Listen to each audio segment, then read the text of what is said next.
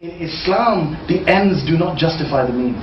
This idea is totally alien to Islam. In Islam, what is halal is halal, what is haram is haram. We do not bend our law, our morality for our short-term aims.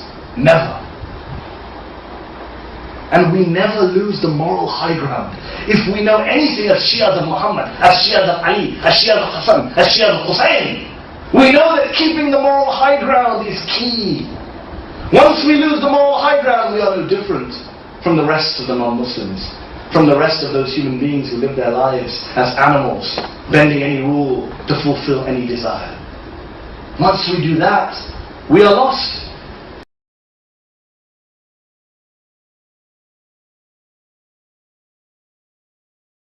In Islam, to believe is to know.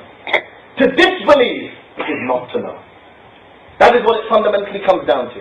It is to remain ignorant, to cover up knowledge. After all, what is kafir? Kafir comes from the root word, which means to cover up, to conceal. The kafir is the one who covers up that knowledge which is clear. The French Orientalist scholar Lamens, he once wrote that the Quran is not far from considering unbelief, disbelief as an infirmity, as an illness, as a disease of the human mind. Subhanallah. Non-Muslims point this out to us.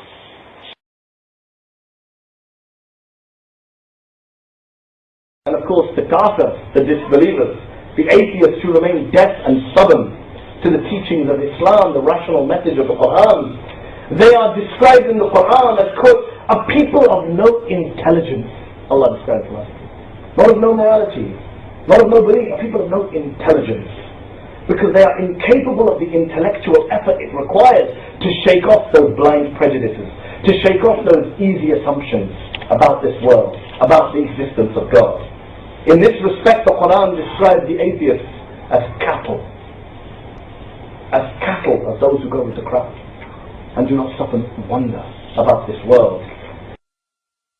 All of these ulama unanimously agree that at the very minimum, if Yazid was not a kafir, then at the very minimum, he was a fasir, a transgressor, a breaker of Islamic laws, a corrupt individual, a tyrant, a killer, a drunkard, a dog lover, a music lover, a homosexual, a paedophile, a sexual deviant, someone who slept with his own mother, astaghfirullah. These are their views of these ulama, in their books, not my view, not Imam Hussein's view, not Ayatollah Sistani's view.